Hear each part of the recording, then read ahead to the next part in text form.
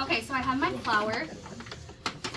The best flour, I just lay like a little bit of flour down here. If you get too much flour, it's not going to be easy to shape. If you have really sticky dough when you dump it out, grab flour. Don't do too much flour, but you might need a little bit of flour for your shape. So, okay, I'm just putting a little down here, and I'm just going to flip it right over like this. And it's going to need a little bit of help, but it's coming off of the sides nicely.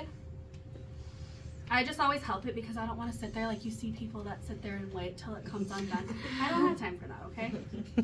But yes, you're going to see that it's like nicely coming off of here, and it's going to fall by itself right here. Okay? And now you can see all of this gluten in here. Do you see all of that? Like they're just like little gluten strands. You can see it. It's like this is nice to work with. Do you see this? If you pick it up and it's sticky and it's like, oh my God, what am I doing? And that means it's overproofed. That means it sat too long, and that's okay. You can still bake it. I tell everyone, bake it anyways, okay? So for you guys back there, this is what it looks like. And so now this, let me get all this in. I'm not being very hot. So what I'm gonna do, I like it when it's in a rectangle like this. Do you guys see that? I've got like a little rectangle right now. Thanks. We're gonna put bread on the floor. So what I'm gonna do, once it's like this, we're gonna fold it over this way. So we've got one fold, right? And then we're gonna fold it like this. Then we're gonna take it, and you want like, see I used flour, and that's gonna kind of pull at it, but you wanna make that tension. You're just gonna, you see how I'm doing that with my hands? You're just kind of making tension. You make it look so easy. I do it so much. At first when I did it, I was like, oh my God, how do I do this? But the less flour you have, like this table is allowing me to do that tension. If I have more flour, it's gonna like slide. So if you don't even have to use flour when you dump it out, but if you notice that it's like sticking to your table, just get a little bit of flour and put it underneath. So like now we have this nice, beautiful, you can see that it has like these bubbles on top and it's not ripping. That's like a good proofed dough. So now what I'm gonna do, this is what you guys need to do in the morning. You're gonna shape it and then you're just gonna put it in a bowl. So do you guys all have a bowl at home? Like something that you can just put it in. You can put it in a cereal bowl. You can do anything. You can go to Walmart and buy one of these plastic bowls. I'm sure they have them at the dollar store. You can buy anything. So what I'm gonna do, I'm just gonna put a little bit of flour in here. I'm gonna flour the top of this.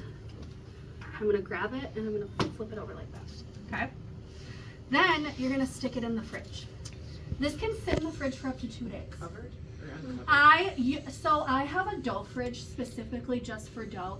I never cover it. You can cover it.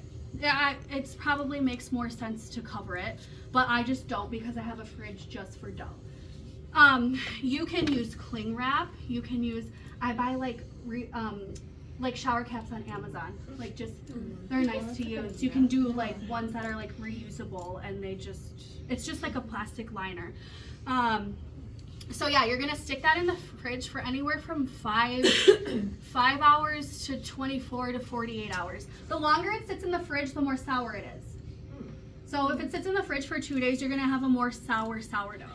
So if you shape it and you wanna bake it right away, you can do that too. It just might not rise as much.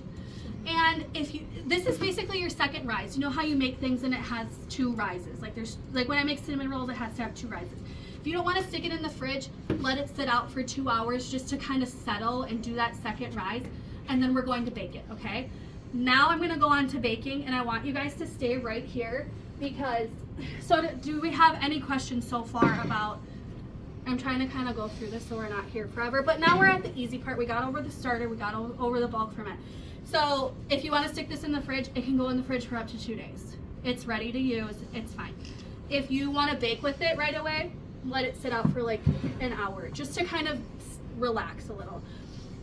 Now on your chart, on your paper, when you're ready to bake, I bake and this is all on there too.